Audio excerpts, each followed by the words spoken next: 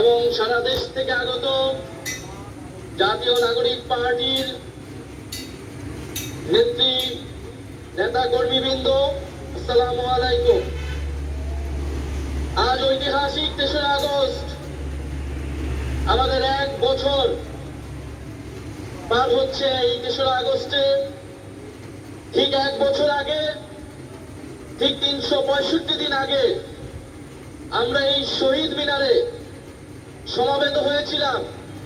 আপনাদের সহ বাংলাদেশের মানুষ, এই ঢাকা শহরের মানুষ নেমে এসেছিল এই শহীদ মিনারে। এই শহীদ মিনার থেকে আমরা ঘোষণা করেছিলাম ফ্যাসিবাদী ব্যবস্থা বিলোপের সেই ঐতিহাসিক এক দফা। এই ঐতিহাসিক এক দফা কোন ব্যক্তির পক্ষ থেকে নয়, কোন দলের পক্ষ থেকে নয়, কোন সংগঠনের পক্ষ থেকে ঘোষণা করা হয় নাই। সেই দিন এক দফা ঘোষণা করা হয়েছিল বাংলাদেশের জনগণের পক্ষ থেকে, বাংলাদেশের অভ্যুত্থানকারী ছাত্র জনতার পক্ষ থেকে।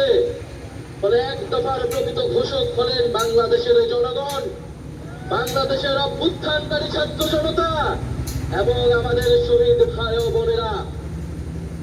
আমাদের এই এক দফা ঘোষণার একটা ঐতিহাসিক প্রেক্ষাপট ছিল।